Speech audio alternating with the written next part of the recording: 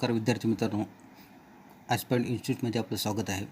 सर्वात महत्त्वाची खुशखबर राज्यसेवा करणाऱ्या विद्यार्थ्यांसाठी एक मोठा अपडेट आहे. जे राज्यसेवेनं आपल्याला MPSCनं आपल्याला सांगितले आहे. तेच आपण थोडंसं इन्फॉर्मेशन घेणार आहोत. आता राज्यसेवा करणाऱ्या विद्यार्थ्यांसाठी वैकल्पिक विषय पूर्णपणे वगळण्यात आलेला आहे. हा GR 2027 पासून लागू होणार आहे. वैकल्पिक विषय म्हणजेच ऑप्शनल विषय. आता विद्यार्थी मित्रांनो, ऑप्शनल विषय आपल्या मुलांसाठी 500 मार्काचा होता. तो आपला राज्यसेवा करणाऱ्या मुलांसाठी हेडेक होता, कारण की त्याचं इन्फॉर्मेशन तेवढी अपडेट राहून तेवढं तुम्हाला संघर्ष 500 मार्काचा करावा लागत होता. आता आयोगानं याचा उद्देश काय आहे, इतर राज्यामध्ये देशामध्ये आपल्यामध्ये तामिळनाडू, तेलंगणा, मध्य प्रदेश, गुजरात, राजस्थान, पंजाब, हरियाणा, उत्तर प्रदेश, बिहार लोकसेवा आयोगामध्ये मुख्य परीक्षेमधून आहे ना वैकल्पिक विषय आणि ऐच्छिक विषय वगळलेले असून त्याऐवजी अधिक समानता आणि प्रामाणिक मूल्यमापन या पद्धतीचा अवलंब केला आहे. आपल्या इथे वैकल्पिक विषय वगळण्यामागचं कारण काय आहे हेच आपल्याला सांगण्यात आहे. तर विद्यार्थी मित्रांनो, नवीन पॅटर्ननुसार मुख्य परीक्षेमध्ये 7 विषय आपल्याला अनिवार्य आहेत. त्यामधील आहे 2 भाषा पेपर, ते पात्रतेसाठी असणार आहेत. ते मेरिटमध्ये त्याचा इन्व्हॉल्वमेंट होणार नाही, त्याचे मेरिटमध्ये मार्क धरले जाणार नाहीत.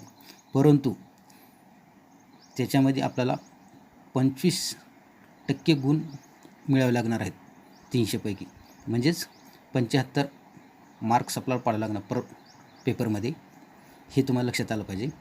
आता बरेच विद्यार्थी असं नका समजू की पात्रता पेपर पण पात्रता होत नाही, त्यामुळं थोडं सिरियस होऊन त्याच्यावर लक्ष द्या आणि व्यवस्थित अभ्यास करा. प्रिलिमचा करते वेळेस थोडं मेन्सला पण फोकस करत जा, अधूनमधून वाचत जा, तुम्हाला त्याचा फायदा होईल. तर विद्यार्थी मित्रांनो, मेरिट लिस्ट ठरवण्यासाठी आपल्याला 5 विषय महत्त्वाचे आहेत.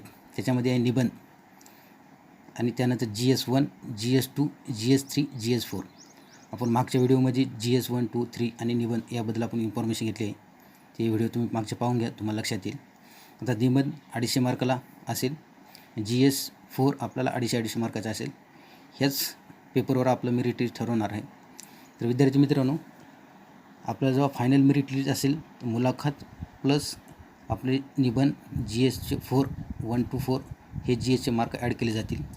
आता विद्यार्थी मित्रांनो, दुसरे एक आपल्याला महत्त्वाचं सांगता येईल की फक्त राज्यसेवा करणारे सिव्हिलमधली मुलं आहेत त्याच्यासाठी फक्त हे नियम लागू होणार आहे. अपवादात्मक म्हणजे कोणती, महाराष्ट्र वन सेवा, महाराष्ट्र अभियांत्रिकी सेवा आणि कृषी सेवा याला हा नियम लागू होणार नाही. हे सर्वांनी लक्षात घ्यावे. जे मुलं वनसेवा, अभियांत्रिकी आणि कृषी सेवा असेल त्याचा जुनाच पॅटर्न लागू असणार आहे. फक्त सिव्हिलमध्ये राज्यसेवा करणाऱ्या विद्यार्थ्यांसाठी हा नियम लागू आहे. तर विद्यार्थी मित्रांनो, गुणाची विभागणी जर केलं, लेखी परीक्षेमध्ये टोटल आपल्याला 1250 गुण असतात. त्यानंतर 275 मार्काची मुलाखत असते. टोटल जर आपण परीक्षेचे गुण बघितले 1525 गुणाचे असेल, तर ह्याच्यावरच आपलं मेरिट लिस्ट फायनल ठरवलं जाईल.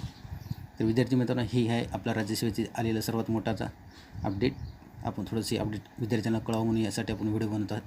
तर विद्यार्थी मित्रांनो, आपली व्हिडिओ जर चांगला वाटत असेल आपण शेअर करा, सबस्क्राईब करा, जवळच्या मित्रांना सांगा. असेच आपण महत्त्वाचे अपडेट देत राहू. आणि इथून पुढं विद्यार्थ्यांना चांगले म्हणजे अभ्यासाला जे महत्त्वाचं असेल आणि ते परीक्षेचं योग्य असेल हेच आपण अपडेट देत राहू. तर विद्यार्थी नवीन असेल तर आपल्या चॅनलला सबस्क्राईब करा. तर हीच अपडेट होती. चला, जय हिंद, जय महाराष्ट्र, जय हिंद.